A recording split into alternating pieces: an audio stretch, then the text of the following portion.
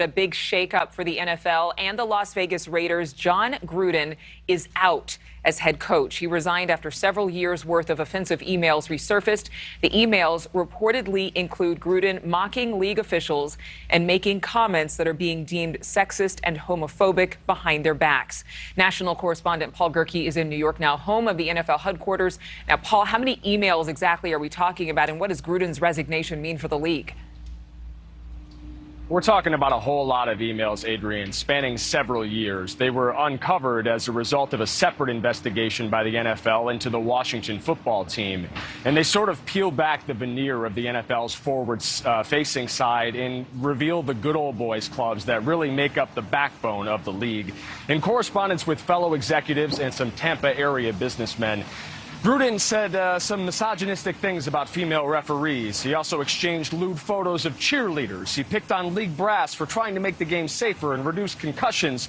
And he used homophobic slurs to refer to NFL owners, coaches, and journalists, even the commissioner, Roger Goodell, when referencing the Rams drafting Michael Sam, a gay player selected by the team. Now, this is particularly hurtful and problematic for Gruden, considering he was coaching Carl Nassib, who made headlines this offseason by becoming the first active rostered NFL player to come out. This was all way too much for Gruden to keep his gig, and after reportedly meeting with owner Mark Davis, he tweeted his resignation, saying in part, quote, "I love the Raiders and do not want to be a distraction. I'm sorry, I never meant to hurt anyone." Adrian? And Paul, you were mentioning that there were a ton of emails and old emails over the course of several years. This was not about an isolated incident. So why did it take so long for somebody to say something? That's a great question, one of several great questions right now, and I think the folks over at ESPN have to answer for some of that. If you think about the last 10 years, when Gruden wasn't coaching for 7 of it, he was working at ESPN, heavily featured on the network as an analyst, also co-hosting Monday Night Football.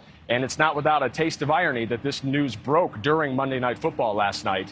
ESPN interrupting the second quarter of that game to break the news of Gruden's resigning.